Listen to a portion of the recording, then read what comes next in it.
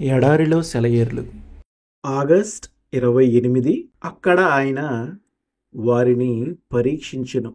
నిర్గమకాండము 15:25.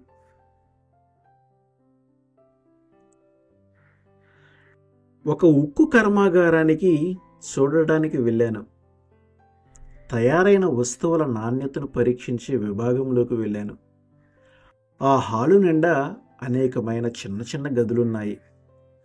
ఉక్కు కడ్డీలను విరిగేదాకా పరీక్ష చేసి ఏ స్థాయిలో అవి విరుగుతాయో వ్రాసిపెట్టి ఉంది. కొన్ని ముక్కలు విరిగేదాకా వాటిని మెలికలు తిప్పుతారు. కొన్నింటిని తెగిపోయేదాకా సాగదీస్తారు. కొన్నింటిని సన్నని తరంగంలాగా అయిపోయేదాకా పీడనానికి గురిచేస్తారు. ఆ విభాగం అధికారికి తెలుసు ఏ రకమైన ఉక్కు ఎంతవరకు ఒత్తిడిని తట్టుకోగలదో.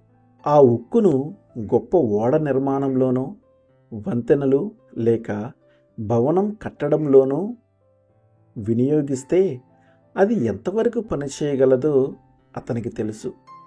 ఎందుకంటే తన విభాగంలో పరీక్షించి చూశాడు కాబట్టి. దేవుని బిడ్డల విషయంలోనూ ఇంతే. మనం పింగాణిలాగానో గాజులాగానో ఉండటం ఆయనకు ఇష్టం లేదు. మనం ఆ దృఢమైన ఉక్కులాగా ఉండాలి.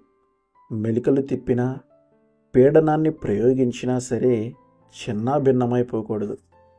మనం గాజు ఇళ్లల్లో పెరిగే మొక్కల్లాగా ఉండటం ఆయన చిత్తం కాదు. మలమలమాడే ఎండలో నిలిచి ఉండే మర్రి చెట్టులాగా ఉండాలి. ప్రతి గాలికి చెదిరిపోయే ఇసుక తెన్నెల్లా కాదు. తుఫానులకి ఎదురు నిలిచే నల్లరాతి బండల్లాగా మనం ఉండాలి. ఇలా చేయడానికి ఆయన మనలను తన శ్రమల పరీక్ష విభాగంలోకి తీసుకువెళ్తుంటాడు. శ్రమలనేవి విశ్వాసం బలపడేందుకు దేవుడు ఉపయోగించే పరికరాలని మన స్వంత అనుభవాలు మనకు నేర్పిస్తాయి. విశ్వాసం గురించి ఉపన్యాసాలు ఇవ్వటం తేలికే. అయితే మన బంగారాన్ని దేవుడు మూసలో వేసి దానిలోని కాలుష్యాన్ని తీసివేస్తూ ఉండటాన్ని ఓర్చుకోవాలి. నిశ్చల సముద్రం లాంటి మన జీవితాలను శ్రమల పెనుగాలులు కదిలించటం వల్ల యేసు మనకు చేరువైతే ఎంత సంతోషం!